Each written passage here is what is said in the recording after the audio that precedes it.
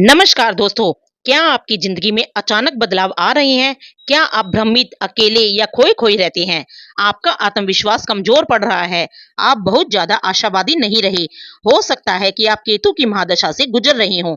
आज की इस वीडियो में हम बात करेंगे कि केतु की महादशा में क्या होता है, केतु के उपाय और कुंडली में केतु कब शुभ और अशुभ होता है। वीडियो को अंत तक जरूर देखें। सबसे पहले समझते हैं कि केतु महादशा क्या है। महादशा वैदिक ज्योतिष की एक भविष्यवाणी प्रणाली है जिसे विषोत्तरी दशा प्रणाली कहा जाता है। इसमें किसी व्यक्ति के जीवन में अलग अलग ग्रहों की दशा या समय काल के अनुसार उसके जीवन पर प्रभाव देखा जाता है। महादशा का अर्थ समझते। महा का मतलब है विशाल या बड़ा और दशा का मतलब है समय या अवस्था।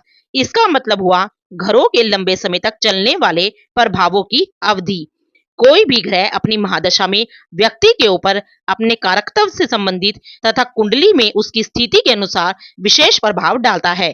हर महादशा जीवन के एक विशेष दौर में व्यक्ति के सोच, स्वास्थ्य, रिश्ते, कैरियर और मानसिक स्थिति को प्रभावित करती है। हर ग्रह की महादशा की एक निश्चित अवधि होती है। केतु महादशा वैदिक ज्योतिष में 7 साल की एक महत्वपूर्ण ग्रह दशा होती है। यह समय व्यक्ति को भौतिक दुनिया से हटाकर आध्यात्मिक दिशा में ले जाता है। इस समय इंसान को खुद की पहचान, उद्देश्य और पिछले जन्म के कर्मों से जुड़ी घटनाओं का अनुभव होता है। अब बात करते हैं केतु ग्रह के ज्योतिषीय महत्व के बारे में। केतु को छाया ग्रह माना जाता है। केतु त्याग, वैराग्य और गहन आध्यात्मिकता का परिचायक है। केतु की ऊर्जा रहस्यमयी व जीवन से अलगाव लाने वाली होती है। केतु आपको मोक्ष की तरफ ले जाना चाहता है। आध्यात्मिक उत्थान, संत, योगी, संन्यास, ध्यान लगाना, अवचेतन मन में झांकना, दार्शनिकता, इन सब का कारक केतु होता है। केतु कुंडली के जिस भी भाव में उपस्थित होता है उस भाव से संबंधित कार्यों में आपने पिछले जीवन में काफी अनुभव लिया था, वहां पर अपना काफी समय और मेहनत को खर्च किया था। केतु की उपस्थिति इस बात का संकेत देती है। इसलिए इस जीवन में उसे भाव की चीजों से आप असंतुष्ट महसूस कर सकते हैं, उन चीजों की आलोचना कर सकते हैं।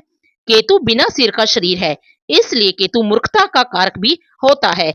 केतु ग्रह जीवन को वैसे नहीं देखता जैसे दूसरे ग्रह देखते हैं। यह ग्रह व्यक्ति को माया से दूर करता है और उसे आत्मिक ज्ञान की ओर अग्रसर करता है। केतु की महादशा अक्सर आत्मखोज और गहरे मानसिक परिवर्तन लाती है। अब बात करते हैं कुंडली में केतु शुभ कब होता है और अशुभ कब होता है। कुंडली में केतु तीसरे, छठे और 11वें भाव में शुभ फल दे सकता है। इन स्थानों पर यह साहस, शत्रु विजय और अचानक लाभ दिला सकता है। राशियों में वृश्चिक और धनु में केतु अच्छा फल देता है। अगर कुंडली में गुरु ग्रह मजबूत हो और बृहस्पति का प्रभाव केतु पर हो तो केतु के फल और भी शुभ हो सकते हैं। कुंडली में केतु केंद्र भावों में हो, मतलब पहले, दूसरे, तीसरे या चौथे भाव में, और उस पर त्रिकोण के स्वामी यानी कि पंचम भाव के स्वामी या नवम भाव के स्वामी का प्रभाव आ जाए, या केतु पंचम या नवम भाव में हो और उस पर केंद्र के स्वामियों को प्रभाव आ जाए, तब भी केतु शुभ फल दे सकता है। इसके विपरीत अगर केतु पहले, दूसरे, चौथे, 7वें, 8वें, 12वें भाव में हो तथा बिना किसी शुभ प्रभाव के हो तो यह भ्रम पारिवारिक अशांति, स्वास्थ्य समस्याएं और मानसिक अस्थिरता ला सकता है। ऐसी स्थिति में केतु व्यक्ति को अपने लक्ष्य से भटका सकता है और निर्णय लेने की अक्षमता कमजोर हो सकती है। अब बात करते हैं केतु की महादशा में क्या अनुभव होते हैं। केतु एक रहस्यमयी, आध्यात्मिक और मोक्षदायक ग्रह है। इसकी महादशा व्यक्ति के जीवन में गहरे परिवर्तन, मानसिक द्वंद और आध्यात्मिक खोज लेकर आती है। इस महादशा में सामान्यतः महसूस किए जाने वाले अनुभवों की बात करते हैं। मानसिक और आध्यात्मिक प्रभाव, आत्म मंथन, ध्यान और साधना की ओर रुझान बढ़ता है। सांसारिक चीजों से विरक्ति या उदासीनता हो सकती है।